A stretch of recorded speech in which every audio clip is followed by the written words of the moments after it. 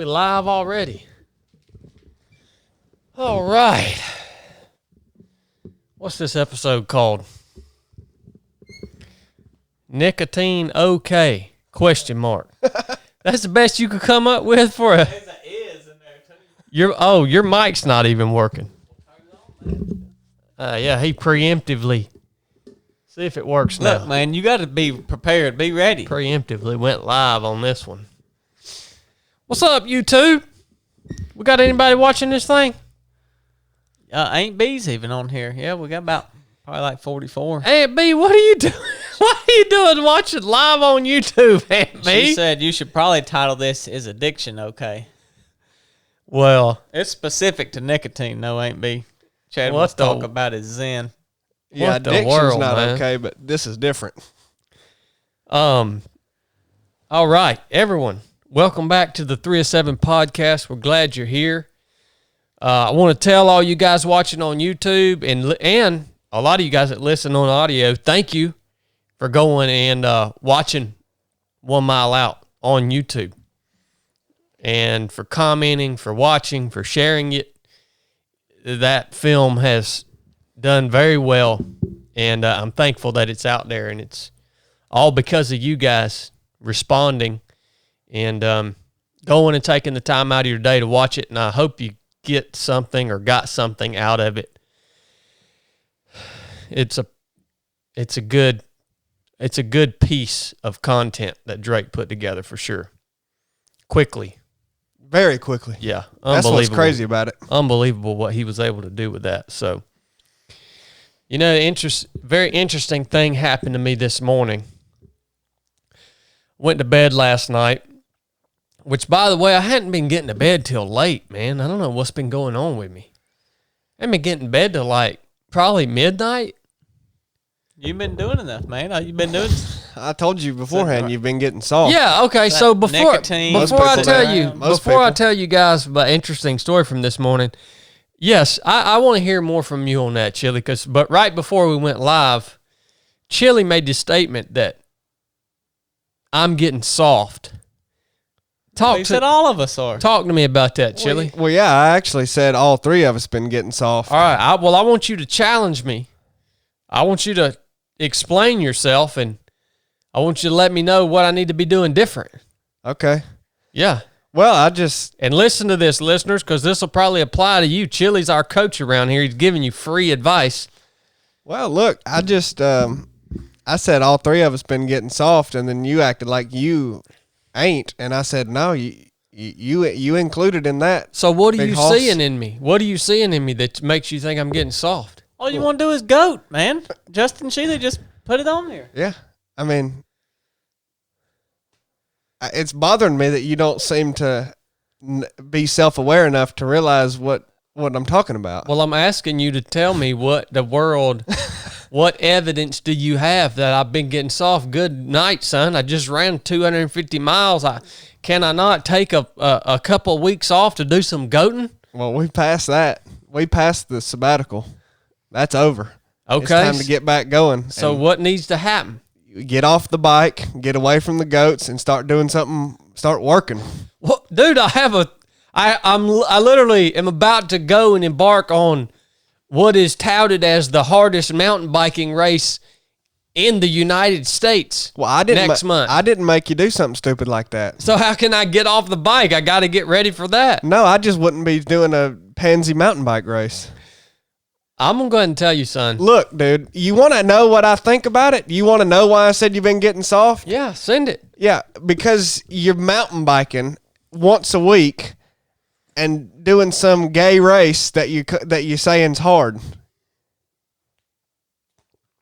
That's why. Point blank. Whenever you run, you complain about your dang feet hurting, and then you ride, and then you just sit on your butt all day and pedal. So yeah, you've been getting boy. soft. YouTube. Have any of you guys ever heard of this race I'm about to go do called the TNGA, the Trans North Georgia? Trans? Yeah. It's a different kind of trans. No, it don't sound like it. Have any of you guys ever heard of this race? Because I'm going to go ahead and tell you, man.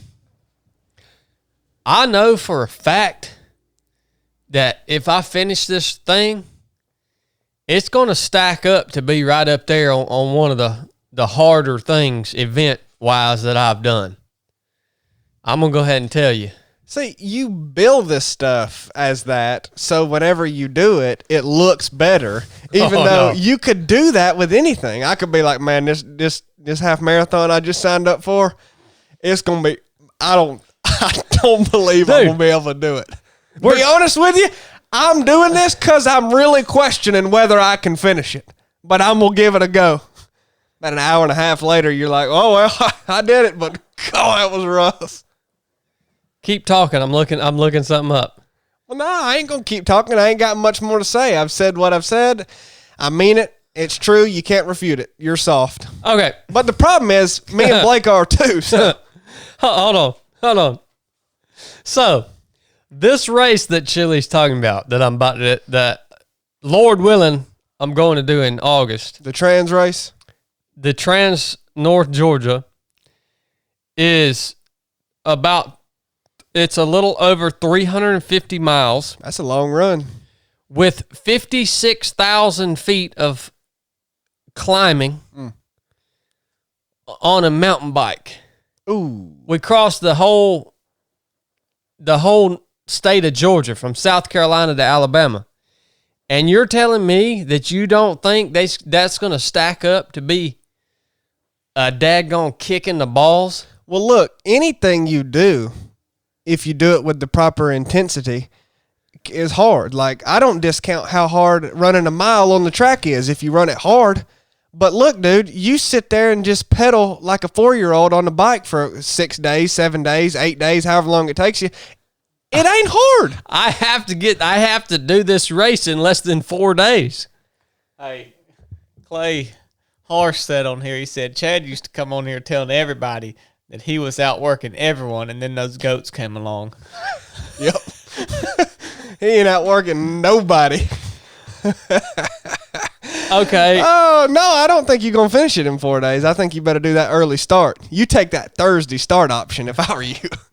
That's Justin Shealy's idea, man. Well, that's a good idea for you because, buddy, you ain't finishing it in 4 days. You ain't going to make that engagement.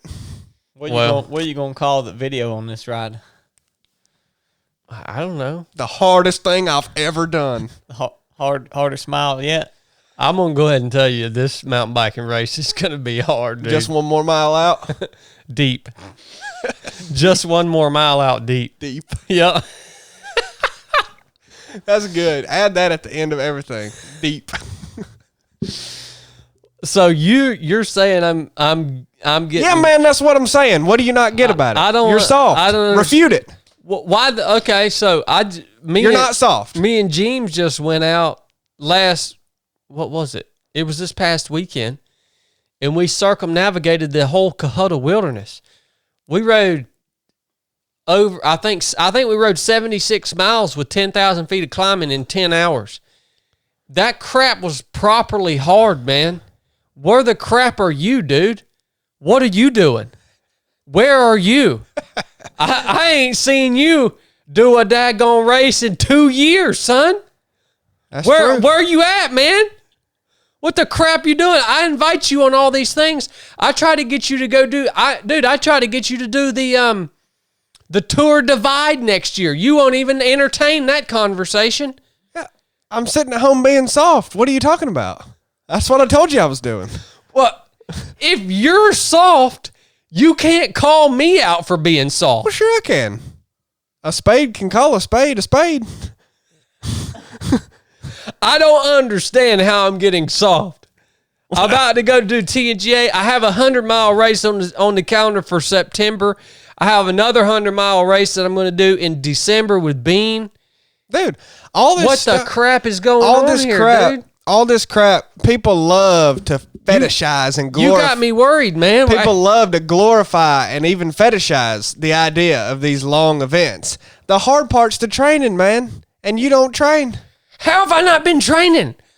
I've literally think a long ride once a month is sufficient. You go out and do a 75-mile mountain bike ride with 10,000 feet of climbing in one day and see how you feel The people- the next 2 or 3 days, son. Go ahead and see if the people that are going to wipe the floor with you at TNGA beat you by days and days and days. They probably string 75-mile rides back to back to back to back to back. Well, maybe if they live in Florida. I mean, you're Weenie Hut Jr., Look, dude. dude, You don't I'm even so realize. freaking That's hard, the thing. dude. That's the problem I with don't you. even have to. I don't have to train like other people train. We've seen this movie before. It's unbelievable. We made a movie about it. It's unbelievable that I'm even training for the TNGA, even one long ride a week, man. Because I just go out and do it, man. You know the problem with this is all the people that are listening to this, what'll happen is I will be proven right after you do this race. However, no one will see anything other than what you tell them was the hardest thing you've ever done, this mountain bike ride, and be like, man, I got it done, boy. Yeah. I trained so hard for this, and I got it done, and then that'll be it. But look, the reality is, I'm telling you what the reality is, and you just can't face it because you're soft. You got me self-conscious now, man. Well, that's my goal, really, because that's your biggest problem is you're soft and you don't even know it. At least be soft and know it. Holy crap, dude. I'm starting to realize that now. Look, man, the day-to-day grind is much harder than the one isolated big event. I pretty much grind every day, man. It looks like You it know? when you're out there laying on your back with a goat on your stomach. Well, that's my evenings. I goat in the evenings. Yeah, it looks like all I day to train me. in the day. I goat in the evenings. It's like all day to me. Out there with them pagan animals. What the crap, man? Hey, I meant to ask you about this, Chill. I haven't even told y'all about my story from this morning. We'll get to that here in a minute. I meant to ask you this, man.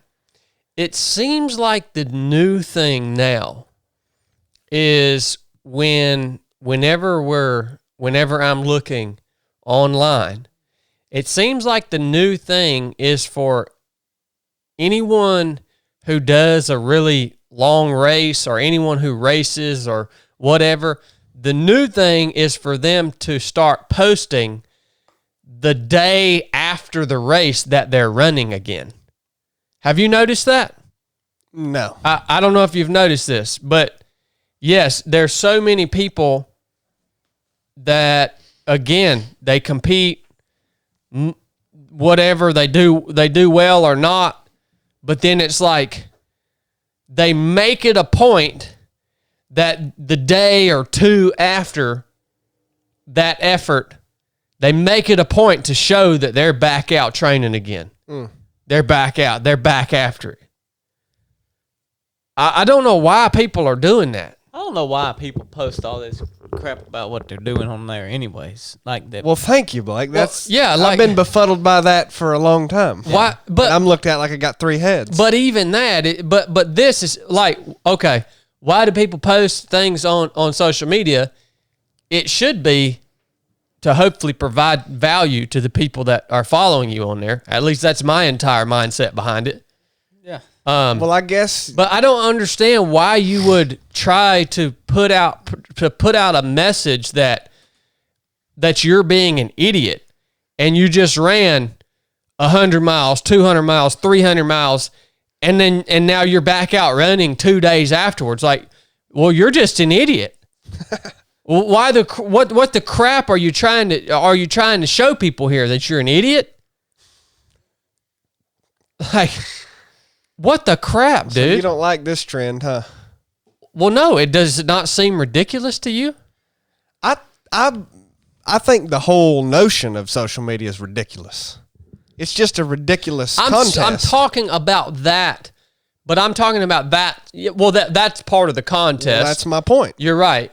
I mean, But- I can't separate the two. But I think but after a hard effort, let's say after maybe your first 50 miler or your first 100 miler, like, do you not agree that you need to take, like, I would say a minimum of a week to rest and recover?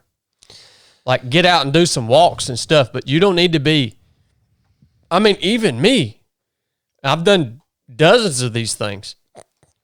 I'm not going to be out running a week after I do, or a day or two after I do the Georgia Jewel in September.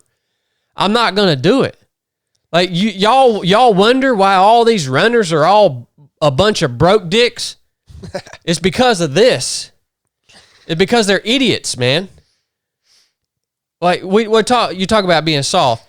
Just because you get out and you start running again the day or two after your race, that don't make you hard or make you a good athlete. Well, no. That makes you a fool. What is hard? This is really why I say you're being soft, because I'm actually being serious. It has nothing to do with running the day after your race. It has nothing to do with going and doing a big race in isolation. It has nothing to do with being very consistent and running every day. What it has that's the other trend. What it has to do with is planning your training, planning your life, centering everything around the goal of maximizing every day, trying to get the most out of yourself every day, which a lot of the times looks like rest, right? Yeah. But what's so hard for people to do is actually try to train properly. Actually try to train correctly. Not overtrain and not undertrain. Most people, it's actually really easy to do either one of those. It's easy to undertrain. Most people do it. They just barely do anything. They just maybe do something every now and then, and they're like, I'm good, or whatever. It's actually really easy to overtrain. You just go and beat your head against the wall for hours a day. It's pretty easy. It's real simple. You just go out and do stuff. It's actually quite easy. It's really hard to hone in your training and trying to make it perfect every day, which some days means rest when you don't want to rest. Some days means run 20 miles at 6:30 pace in the mountains and when you don't freaking want to, because it's hard. That's what's hard to do. It's hard to do the core workout after you just did a 6-hour run. It's hard to try to eat in a way that provides nutrients to your body. It's hard to work on your mobility. It's hard to do the prehab stuff to keep yourself from getting hurt from all the miles. It's hard to back off when you need to back off. It's hard to progress and up the mileage when you need to up the mileage. It's hard to keep the intensity. It's hard to do everything. That's what's hard. And I'm not saying you got to be a perfectionist, because sometimes that can be the trap of all this. But what's difficult is trying to maximize your training, trying to actually look at it like, okay, I'm going to try to do what is right for me today, not get emotional about it. Because a lot of ultra runners are chronically overtrained. What they do is they go, man, I like to run. I would probably benefit me to take a rest day today, but I would rather go run 10 miles. Because a lot of them are freaking OCD, and it feels right to run 10 miles that day. So they go do it. Even though they know logically, it's just garbage miles. Yeah, they know logically that it actually didn't benefit them. But they didn't care about trying to benefit them. They didn't care about trying to do the hard thing. They cared about doing the easy thing that just made their mind feel right. Yeah. The hard thing is to try to do what's right every day. And you'll fail. You'll make mistakes. We're not perfect. But if you actually care about performance, if you actually care about winning stuff, because I like to do races and contests to win. I mean, that's the point. I know not everybody is capable of winning whatever contest they pursue, and I'm not saying it's bad to go run an ultra without the goal of being to win, but I personally don't get that. So that's usually who I'm talking to. But if you're that person who wants to maximize what you can do in something, you should approach it like that. You shouldn't half-butt it. Mm-hmm. Dick around and do what you want to do. You should try to do what's right, which ain't always going to be what you would prefer to do that day. So that's what's hard. That's what's hard for people. And nobody does it hardly. But that's why when you see the best people in the world at something, their training is not dictated by what they feel like doing. It's dictated by what's going to be the right thing to do. Yeah, I agree. I think that's probably a reason why if you want to actually go and do a race to perform like Chili's talking about right now, I think it's absolutely necessary to have a coach to dictate your training for the average person that doesn't have time to do all of the research that needs to be done in order to do what you're talking about doing. Yeah. Because, like, you have all of this knowledge because you're a freaking geek. Like, yeah. you just geek out on crap, right? And you have all of this knowledge. So your average person, and I'm saying, like, even me, I don't have the knowledge to do what Chili is talking about doing. And it would take thousands of hours of research for me to even be able to do that, right? Yeah. I mean, it's true. Well, I mean, yeah, if you're not gonna... That's why a lot of my training, I'm going to talk to you guys about training every day here in a minute, but I do something every single day, right? Yeah. But a lot of what I do, I will admit, is garbage because I don't have the technical knowledge of, like, my physiology. And so Chili's, like, took Blake from a freaking dud to a stud over the course of 2 months because of writing him a program based off of the technical knowledge that he has about running and what you should do to improve this and that and maximizing every single day. So I think for a lot of people, they need a coach to dictate that for them because, dude, I'm not going to put in the thousands. I'm not interested in putting in the thousands of hours of research to do that. Yeah. Well, I mean, if that's the case, then yeah, I mean, you are going to need to try to obtain that knowledge somehow or have it given to you, you know. It would be much cheaper for most people to hire the right person that actually knows what they're talking about than to spend their own time trying to figure it all out themselves. Well, and in the long, it'd be much cheaper because your time is money. Well, and also don't let it come across that I know everything there is to know about running. I mean, yeah, I've spent a lot of time, but there's still, there's so much that I don't know and never will know. And any coach you hire is the same way. But I mean, I guess what you're saying, I wouldn't disagree with because if you're not going to take the time, which I think you should, if it's what you want to pursue. But if you're not going to, well, then, yeah, I mean, you would need some direction. You would need some guidance or else it would just be totally haphazard. Hire a coach, if you hire a coach, that anytime you ask them why you are doing something, like why are we running 5 miles today at this pace or whatever, that they can answer you legitimately and it's not just bullcrap. Like, why am I doing this today? Why am I doing this? Why does this week look like this? Any question you ask of what you're doing, they need to have a freaking answer ready.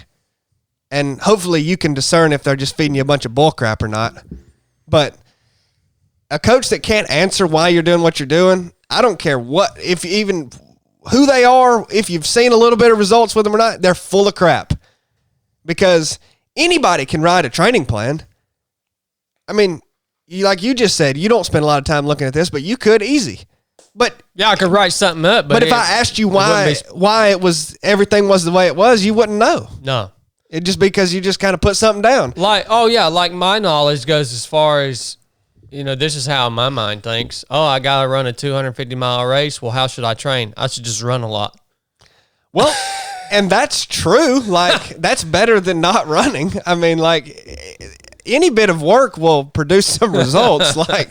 But my point is, why just screw around? Like, if you're going to do something, this applies to far more than running or any kind of physical training. If you're going to do something, go all into it. That's the way I am. Well, and I don't. Well, that's the way you are, but it hasn't served you very well, necessarily. It's got you in some. It's injured you at times. No. But look, I'm saying go all in. I'm not saying go balls to the wall every day. That's the whole point. Well, I'm saying try to maximize it. That's what that means. Yeah, no, and I agree with you, but I think I also think that there's room for doing things purely from the, like, purely for the enjoyment of it. Like, I think what you're talking about, the level you're talking about, yes, I think every human being should do that. But that's what I'm talking about. That type of mindset has to be cycled.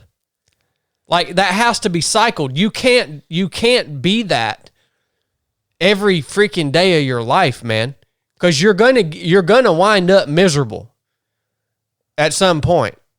I'm telling you, you're going to. So there has to be room also to do the things that you enjoy doing, running, mountain biking, whatever, for the enjoyment of it, right? There is room for that in what I'm saying. I'm just talking about how you have to approach training and approach things if you're trying to be the best at something. And if you're trying to be the best at something, that's pretty much how you have to approach it. But you can also be the best at something and enjoy your life while you're doing it. I mean, why not? You don't seem to be able to do that.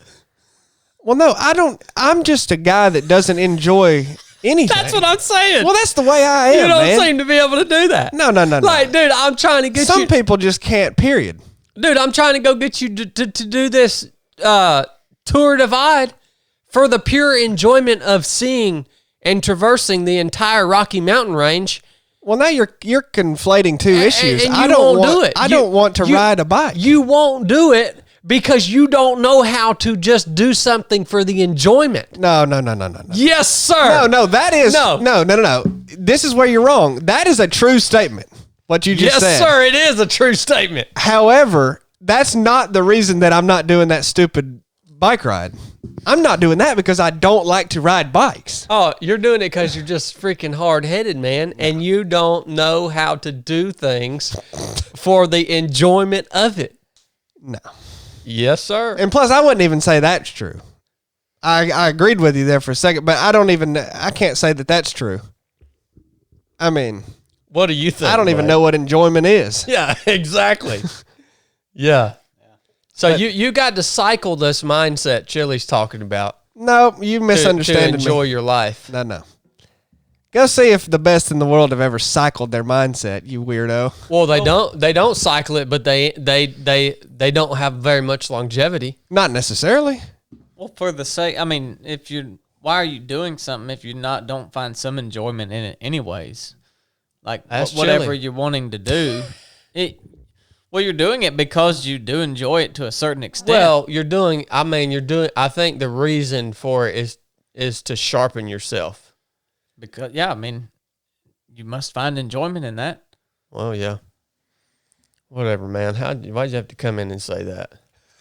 Just, I mean, whatever you want to say. But yeah, man, you're silly. You know, and back to my point about people who want to show that they're out running the day after they do a 100-mile race or something. First of all, you shouldn't be putting that out to people because you know it's not healthy. It's freaking bull crap, man. And second of all, man, all y'all jokers have so much bought into this whole bunch of bull crap about you got to daggone get out and you got to get out and just grind every day, man. You got to get out. You got to grind every day. Look, man. Yeah. I walked out the freaking house yesterday, and I put my running shoes and everything on. Walked out the house. My body felt like absolute crap. I said, you know what? I don't need to go for a run right now. I'm going to go get my dog, and I'm just going to go hike with my dog. My body felt like crap. I was all stove up from fighting y'all on that dang platform out there on the lake. My dang neck was jacked up. One of my ribs was jacked up. I felt all screwed up, stove up. I said, man, I'm going to go hike my dog, man. Look. I'm going to go dog for a little bit. You just got done goating. I'm Look, a dog. Man. In the beginning, if you're a fat turd, you might have to get out and grind every single day. Because in the beginning, maybe your default is to be a fat turd. but you ought to mature to the point where your default is no longer to be a fat turd. And then you can actually begin to listen to your body. All right? And like Chili said, it might be smart to take a day off, a week off. That might be the smart thing to do. But you ought to mature to the point where you can trust yourself about making a decision to take a day off. Well, okay? Look, most people's problem is they don't want to work out at all. So that's a whole set of issues. But what we're talking about is the obsessed, go hard every day. And basically all that comes down to is a goal thing. Like, what's your intent here? Because some people, whether they realize it or not, their mission is basically to try to be the toughest person around. Well, go run 100 miles on nails every day then. Like, that's fine. You can go try to be the toughest guy in the world then. Or what most people are doing, they act like they want to actually improve their running, and then they try to do something hard every day. Like, that's not how you improve your running. That's what I'm saying. Yeah. That's what I'm coming back to. Like, you improve your running by doing targeted, specific training that incorporates rest and is periodized to an extent and is logical and makes sense, right? Going ahead and beating your head against the wall every day, well, if your goal is to just be tough, well, then do that. But first of all, that ain't even tough. And second of all, it definitely ain't going to make you get better at running, so don't confuse that. Trying to actually get better at running or whatever it is much harder than just going and beating your head against the wall every day. Trust me. Yeah, because you have to be smart and strategic. Yeah. Yeah, and that's the hard part. Yeah, because a lot of people say, well, I like to go out every day. Well, then do it then. But you're hampering your progress. I mean, if you don't ever recover. Mm-hmm. And some people say, well, if I skip a day, I'll skip a week. Well, that's just a problem that you got to work out. Yeah. That's just an issue with you, really. Like, if you can't. Yeah, you're not mature enough. Yeah, I mean, if that's really the case, that a day of recovery that your body actually really needed to improve and you can't take it because that turned into a month, that's a discipline issue. I mean, you got a whole set of problems. You can't even begin to actually properly train if that's your problem. Man, that's true. I think too, it kind of goes back to having a coach, at least like, for me with you writing that weekly thing for me, Chili, because I wouldn't do all this work if I didn't know that it was going to work. Like, I would go out and run and do what I knew, but I would get burned out on it because I'd be like, well, I'm not really seeing any improvement, or I'm putting all this work in and then is it actually working? So you're not actually doing, like, if you're the person that can go beat your head into the wall, then you need to hire someone and get them to tell you how to beat your head into the wall, and you'll probably do pretty good. But you're just doing it in vain if you don't know what you're doing. So just having someone that is credible tell you what to do gives you faith in your training, and it keeps me going because I know, well, I see this is working. And so I think it just goes back to what Chad was talking about hiring somebody or getting somebody to help you with your knowledge on how to train. Yeah, you have basically two options.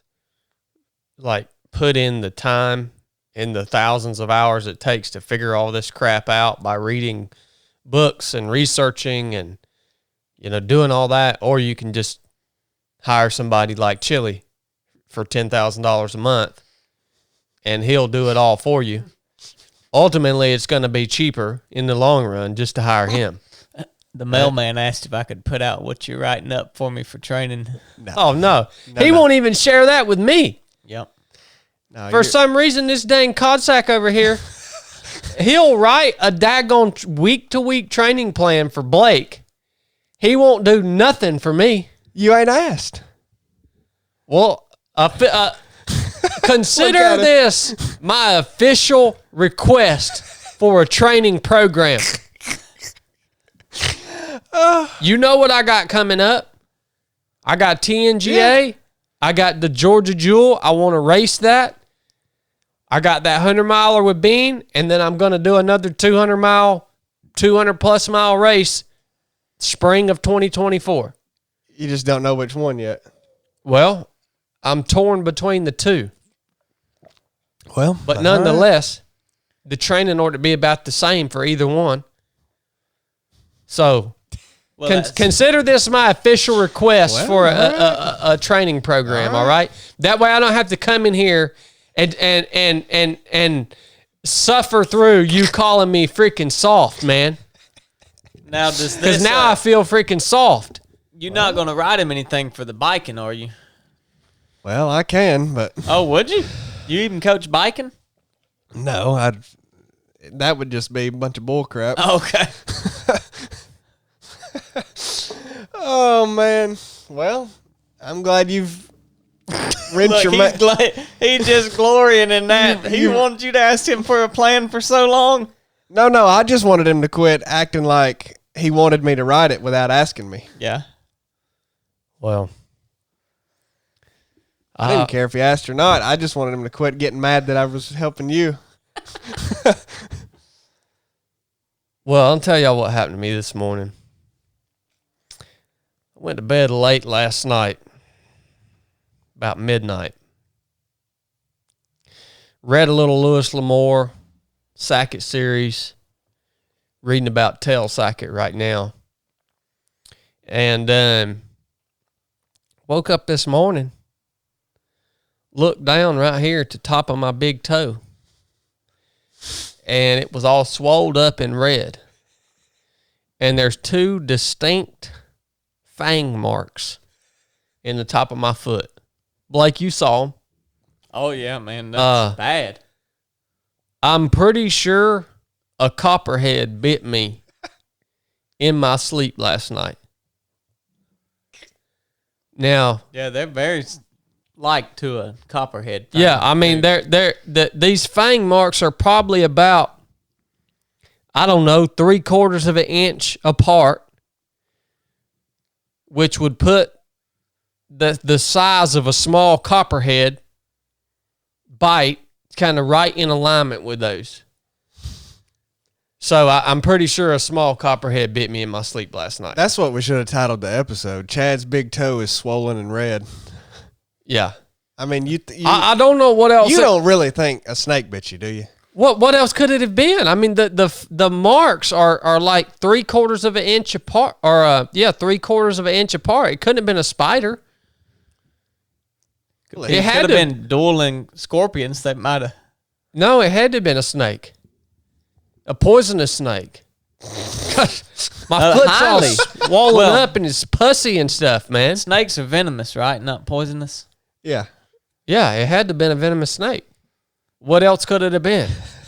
It could have been just about anything.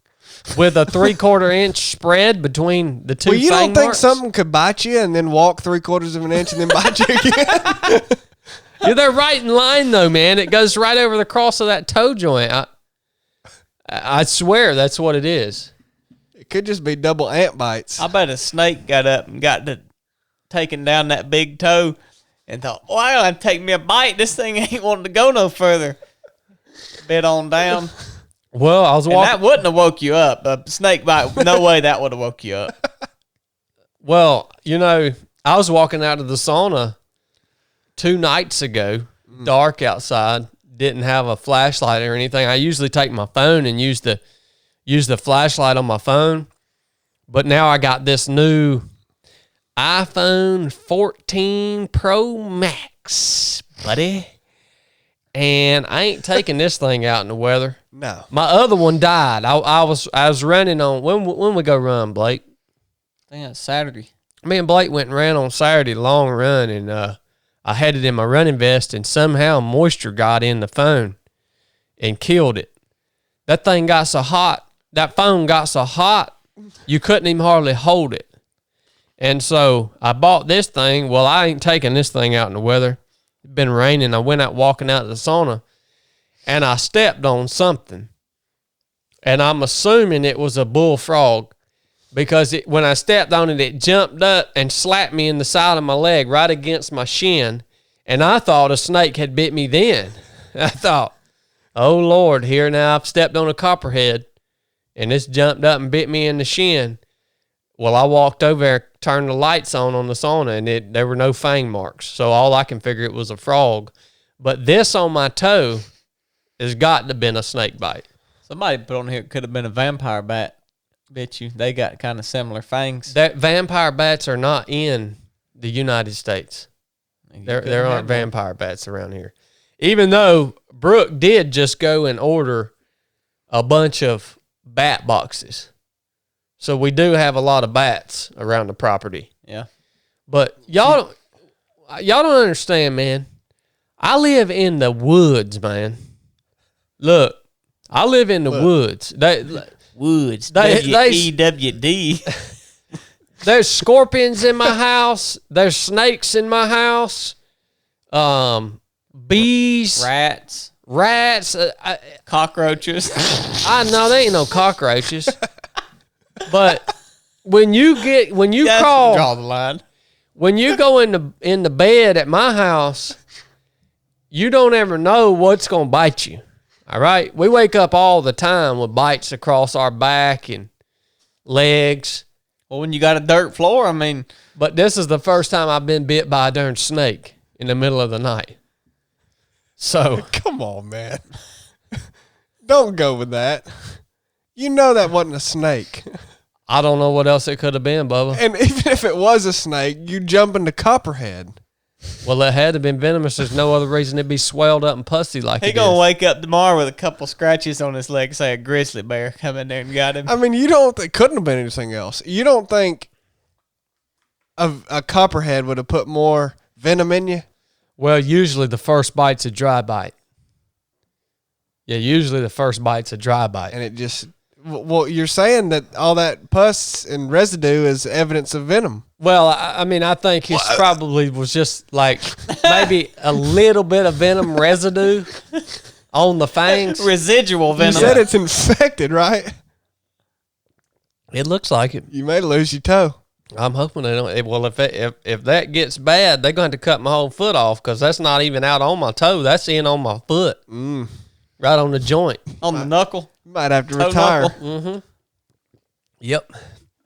I think I actually had a dream last night. Actually, now that I'm talking about this, I actually had a dream last night that I was walking out to the sauna and a rattlesnake bit me on my leg or on my foot. And no, I'm not kidding you. I'm not kidding you. It's all coming to me now. I had a dream. Okay, a rattlesnake bit me on my foot, and they actually had to amputate my foot. And then everybody was talking crap because I have a timber rattler tattooed on my arm and hand, and they were like, "Yeah, you lost your leg, and you got bit by this rattlesnake because you got that rattlesnake tattoo." So I had that dream last night, and that was probably spurred on because I had a daggone snake attached to my dang foot biting me. You think so? Well, yeah. God, you're nuts, man. Well, maybe you did. Maybe you had a snake bite you out there on the way to the sauna and just forgot it. No, this happened in my sleep.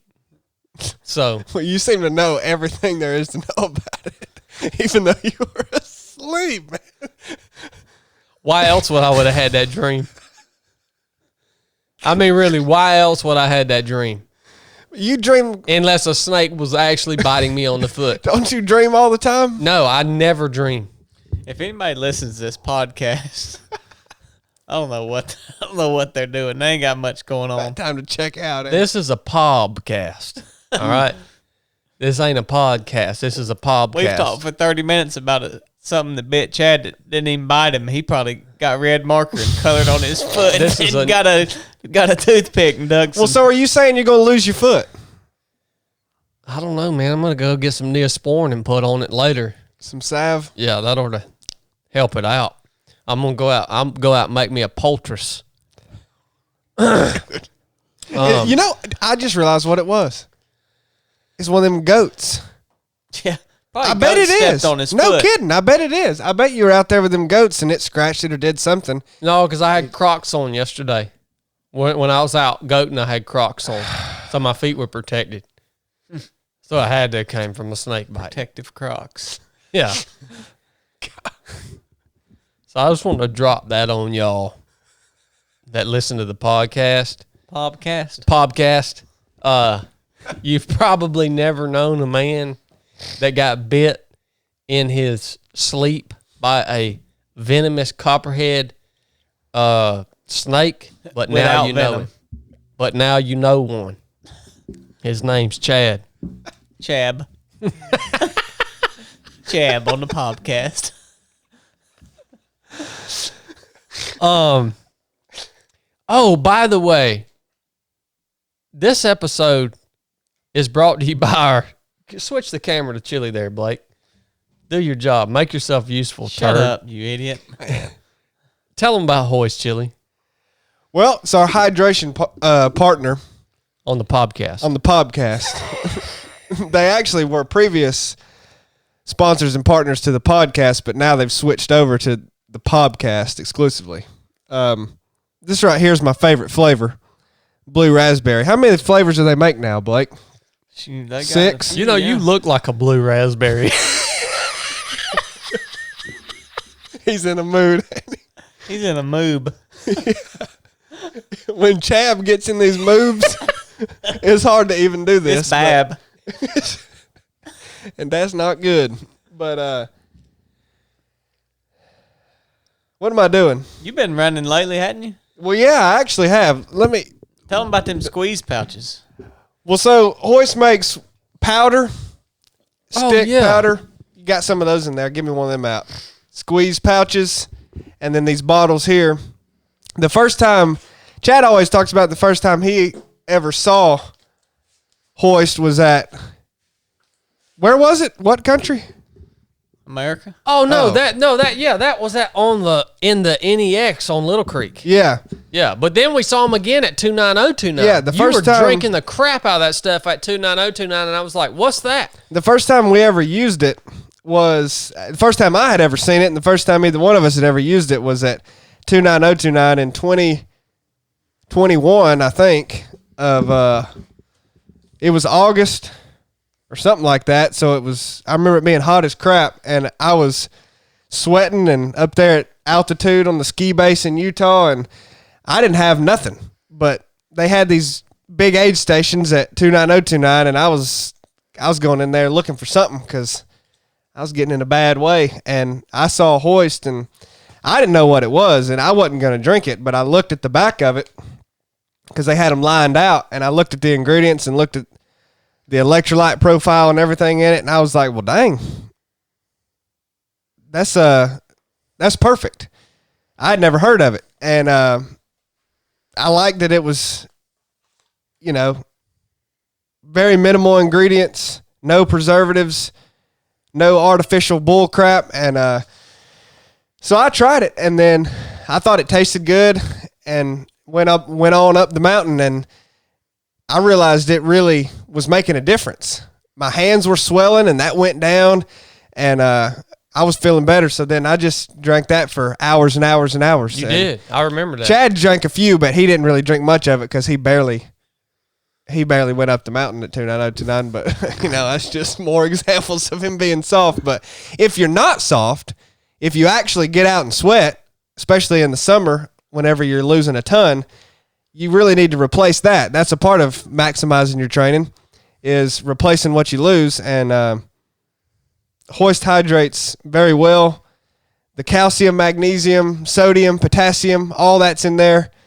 That's all the electrolytes that you lose. So if you're just drinking water, you're losing a lot of minerals and electrolytes that you have to get through food then. But HOIST makes that a lot easier, so that's why I like it. It's and it's some good post run carbs. Post sauna too. Post sauna. Well, if you do that, if you're soft and just do the sauna. Also, dextrose is an ingredient in HOIST, and dextrose is basically glucose, right? That's a simple sugar. For all the non-smooth brains out there, that's a monosaccharide, right? It's just it's the simple sugar you can get. It's just straight glucose. Dextrose is derived from corn typically. And the reason that's great post-run or post-workout is it replenishes your glycogen stores that you have just depleted very quickly, and actually will make you, if you can do that really quickly, help you to recover for the next day and then feel better for the next day and work out better the next day. Because a lot of people, especially after they work out, try to get quick protein in. And that's good too. I don't think there's anything wrong with that. But it's not real essential to get protein as soon as you work out. But what is pretty essential that actually helps recovery is getting glucose in as soon as you're done.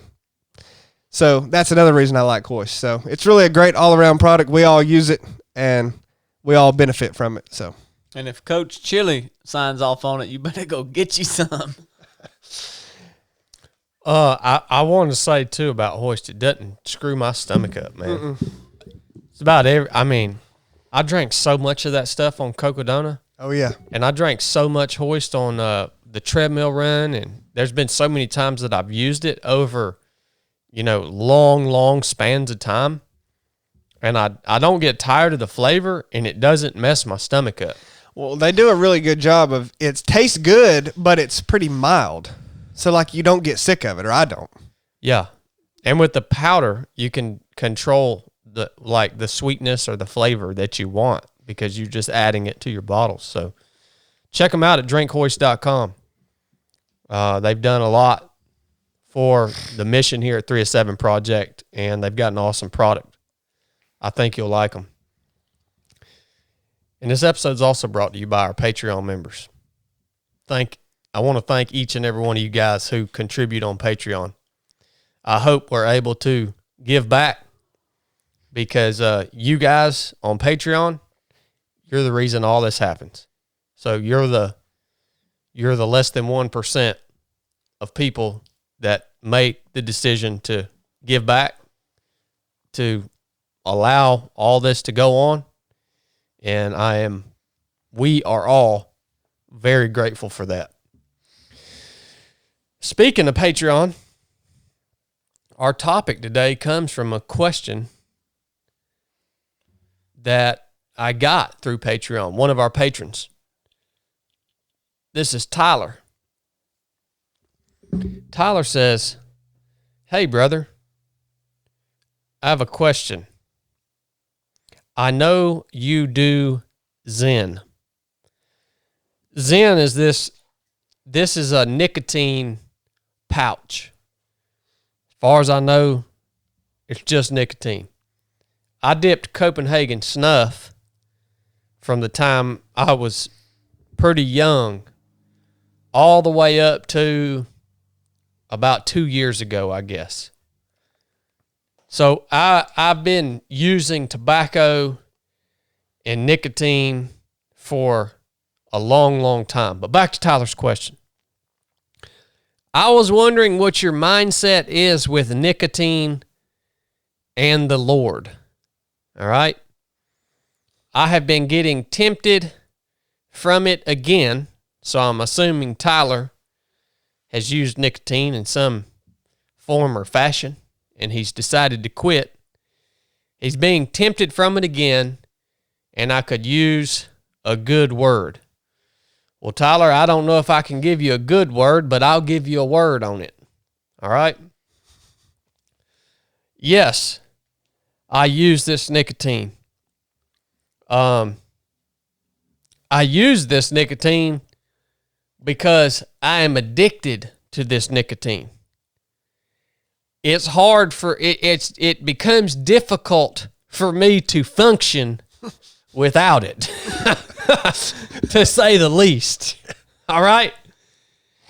Now, I ain't going to beat around the bush on all this crap. Blake and Chili, they like to beat around the bush.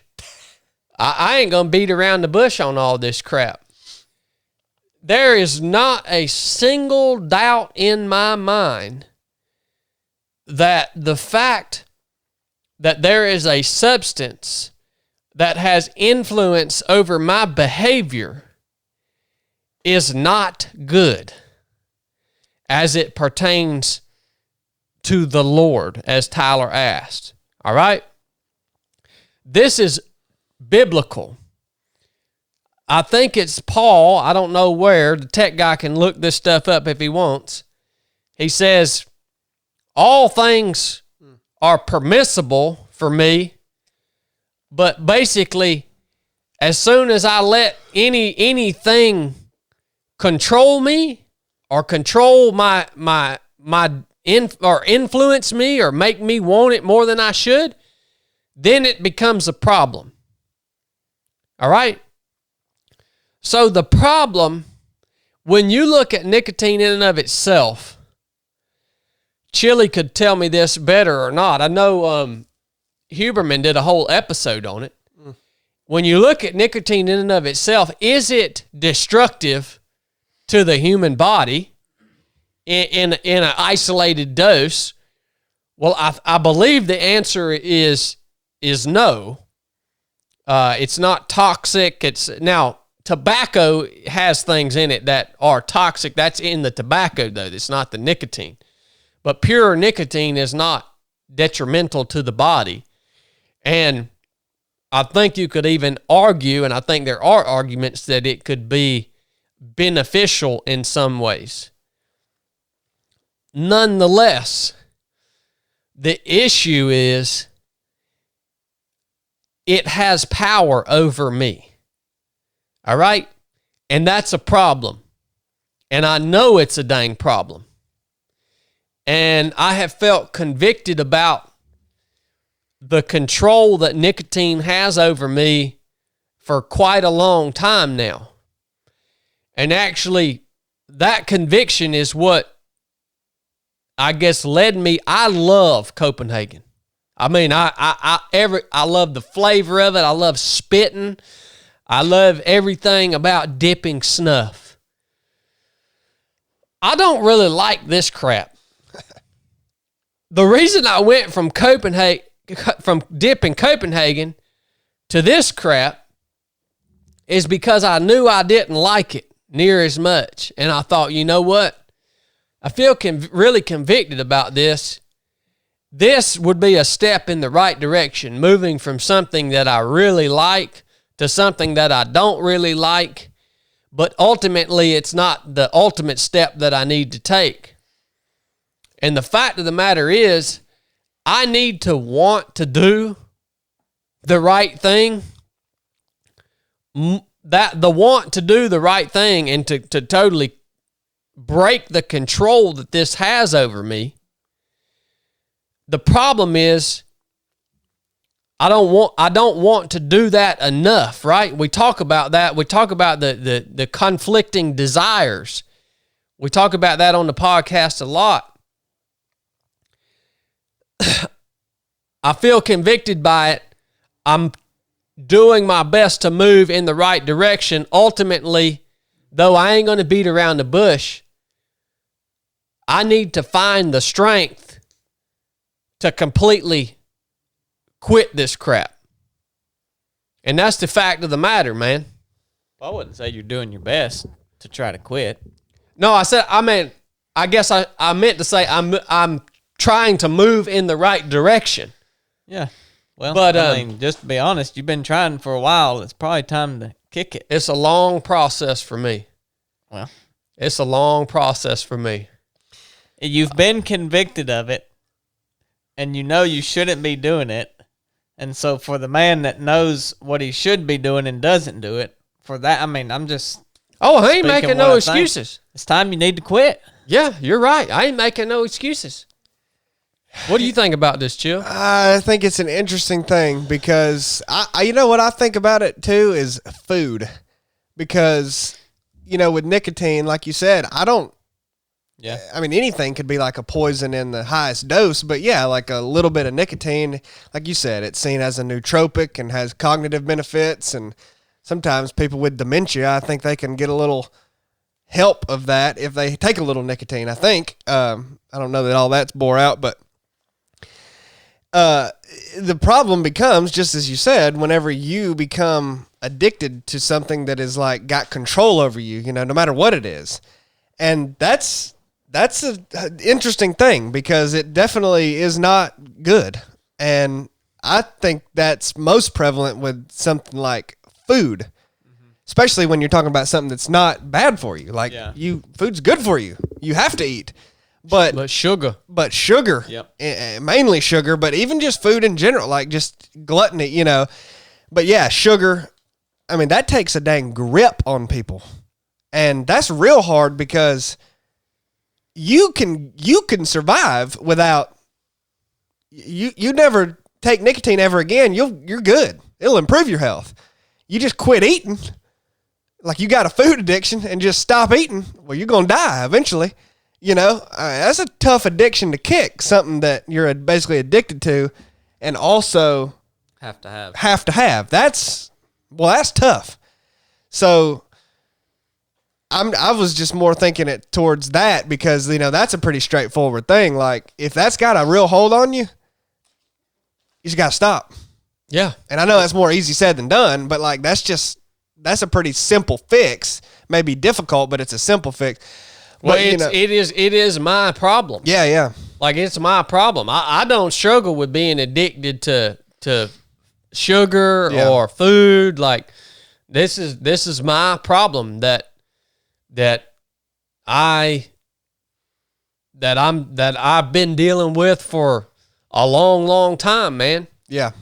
And I don't want y'all to take this conversation in the wrong way either.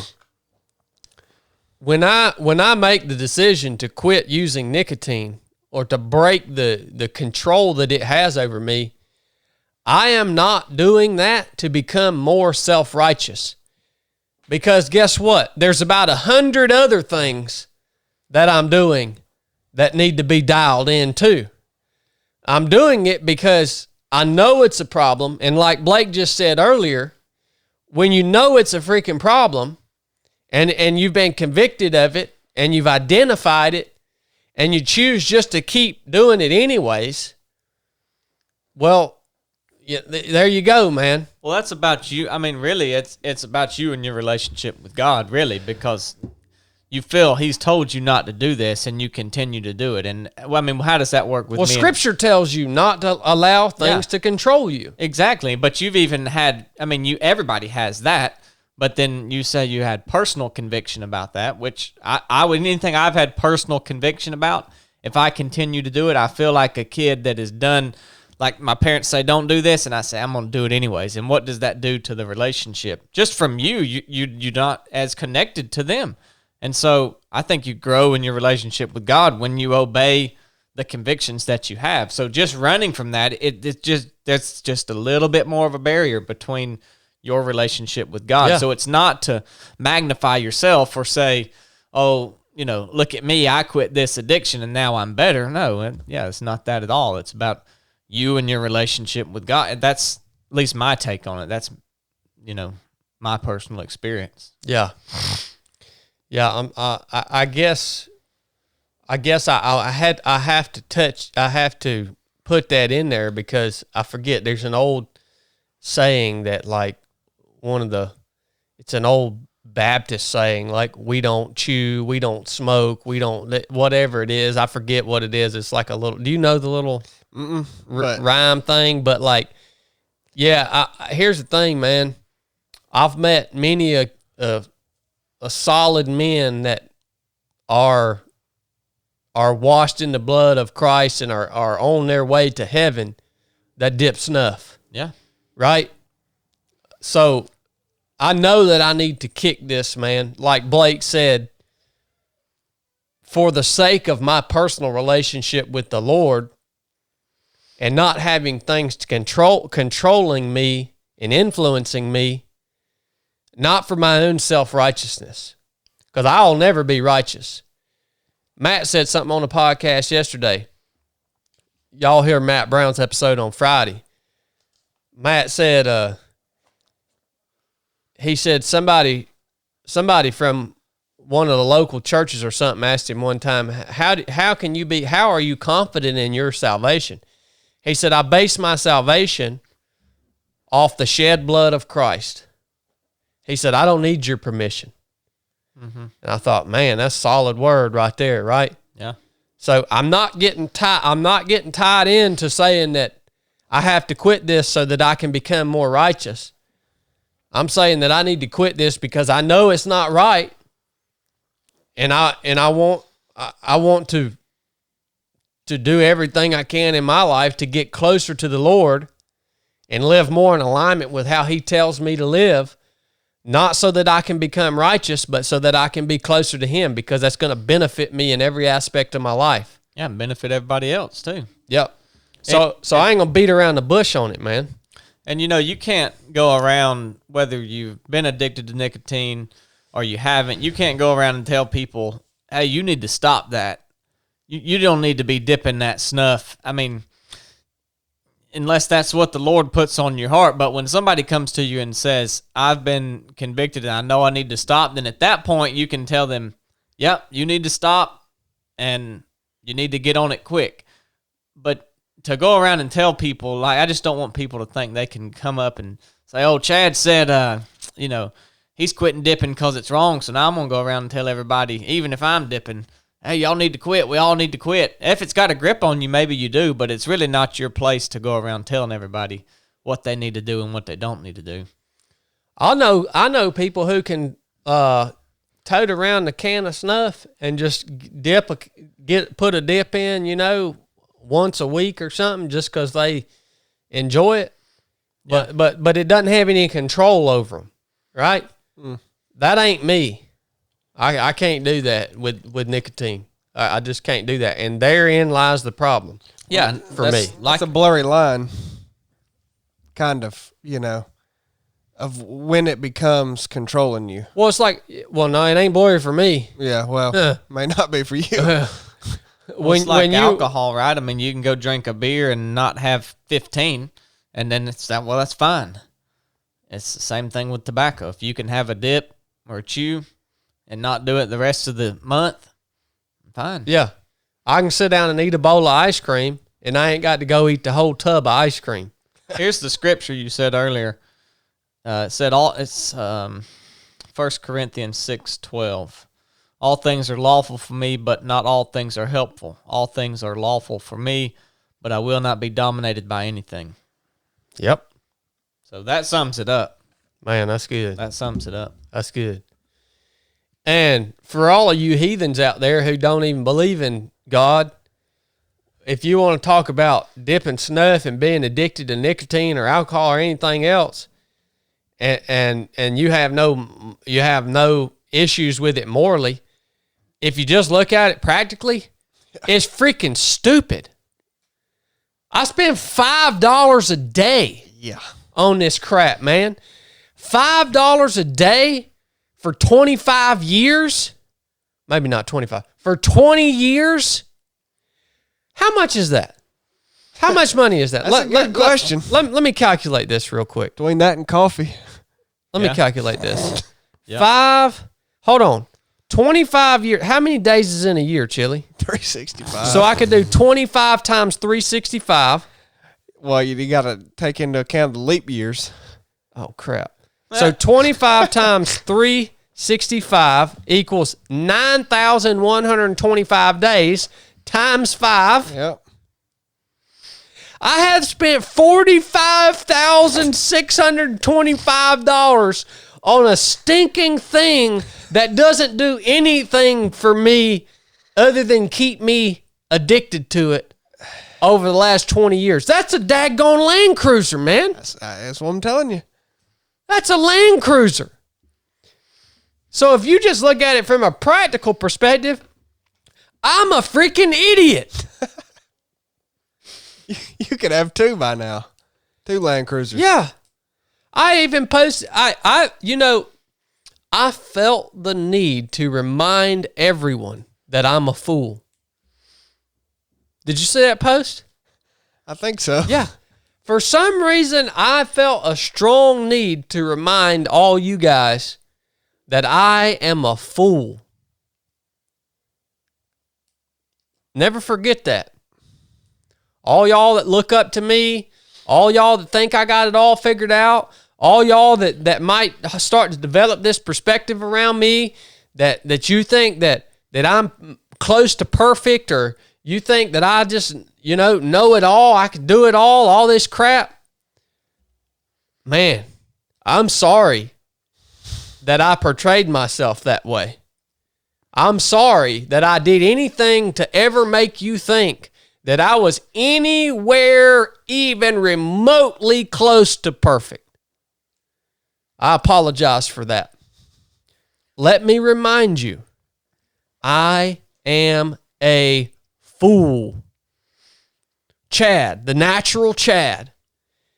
And you know my evidence? I have evidence to back up the fact that I'm a fool. The evidence is not only can be found in my day-to-day life now, but it can most especially be found in my actions, choices, decisions, and everything that I did, especially prior to knowing Christ. I mean, I'm talking about maximum fool. Any wisdom that you might think that I have is actually just being mercifully revealed to me through the Holy Spirit of Christ. It's not from me. The natural Chad, before I received the Holy Spirit of Christ, was just, I'm talking about maximum level fool. Now I'm just regular level fool. Because I got a few things that's being revealed to me through Christ. What a gift that is. So I just want to remind y'all that. You're listening to a fool right now. That. Unless we're talking about things that pertain, things from Scripture. That's about the only wisdom I have. I'm about over everybody trying to tell everybody how to feel and how to think. There's a song, I let Chili listen to it, but it says, people try to tell you how to live, try to tell you how to die. Don't get too low and don't get too high. It goes on this long list. And, just thinking about Instagram and social media and these quote unquote influencers. And, all you can put out there is your experience and hope that somebody will read it and be encouraged by it or glean something from it. But everybody wants to tell you how you should be living, what you should be doing. I'm doing this, so you go do that. It worked for me. It'll work for you. Buy this product. Go do that. And, man, people don't even know who they are anymore because all they want to do is what everybody's telling them to do. They're just, this person tells me to do this, and this person tells me to do this, and now I'm over here, and they don't even know who they are anymore. We were talking about on Patreon about, like, people kind of lose sight of how impactful that they can be in life and how they actually have, this unique ability to go do something that nobody else in the world's done because God's given them a call. And they can't even find it because they're too caught up in trying to find everybody else's stuff, like, how to work out, how to worship God, how do I know what I'm called to do? Man, you got to look that stuff out for yourself, and we can all encourage and build up and maybe provide some insight. Maybe someone knows, more about the Bible than the other, and they can share those things. But, just as you're talking and, like, the stuff you put out is good because it's about yourself, right? You're not telling people how to think, how to live. Well, I mean, try not to. You may have before, but in general, the stuff is about you. And people can read it and apply it to themselves, or they can not, or they can read it and say, "Oh, that's cool that he's putting that out there." But I don't know. I was thinking about that as you were talking about posting that, and you got to find out life for yourself. You can't have somebody tell you what to do. There's no one road. Yeah, but I can't sell a book saying that. Exactly. Ain't it sad that people have made a living off of trying to sell things under the guise of doing good, but they're actually just creating the same person. Dang, man. Ridiculous. I don't know what made him lay that down, but that's good stuff right there. I mean, that's the problem. Nobody thinks anymore. They just do. They just react to what else is going on and what someone tells them to do. Yeah. Crazy, man. It's freaking nuts. And I can say it's nuts because I fall right into it.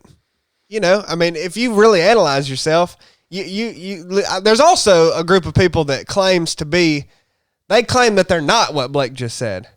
Yeah. They hear what Blake said, they go, well, that ain't me. Yep. That ain't me. You go ahead and look at me. I ain't never done that. They call everybody sheep and all this. Go ahead and look at yourself in the mirror. You'll probably find, if you're honest, which you probably won't be, that you're a sheep as well. You may not be to the level that somebody else is, but you really need to watch out before you call somebody a sheep, because you may have some wool on you. Yep. So that's a message to the people who heard what Blake just said and said, well, that ain't me. I'm a dang free thinker. You probably don't free think as much as you think you do, but it's good to do. It's good if you can. You should strive for that, but they're a free thinker as much as the other free thinkers are telling them to think freely. Yeah, I mean, ain't much free thinking going on anymore, unfortunately. But I do got to say, during this, I was just talking, 9 Cats just gave $100 super chat. Holy smokes. Yep. Good grief. 9 cats? Yep. Daggone, man. Yep. They're not a message? No message, just $100 super chat. That the first one they've given. Unbelievable, man. We had a brother, Clint. He gave $10 and $2. He wanted you to know that Chantix works. He's been quit for 12 years. Dang, Clint. I appreciate that, man. Thank you for that. That's wild, man. Yep. That is so wild. We're so thankful for y'all. Unbelievable. Clint said now you, let's see, he said now you're only 44,900 in the hole because of that super chat. Well, that's true. All right, guys. Oh, I want to tell y'all too. Chili finally got these hats back in stock. Good grief, yeah. How many of these hats have you sold? Well, I think we've sold 700, 800 of them now. So You know why? Because it's the best, daggone most comfortable hat that I've ever had personally. I like it, man. I really do.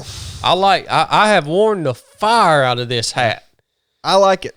In the back, It don't get nasty. Nuff Said on the back. Yeah. It don't get nasty. It's light on your head. It doesn't show sweat stains. No, it doesn't get all white and salty. I'm Let me impressed tell with you, it. Hal Carmen, he sweats like a darn I ain't never seen before. Yeah. Has Hal got one of these Yeah, hats? and he wears one of them. If it ain't showed sweat stains yet on him, it's proof. Well, thanks for getting these back in stock, Chili. Yeah, sorry it took so long, but I got to give one of these to Matt yesterday. good. That was pretty cool. Good.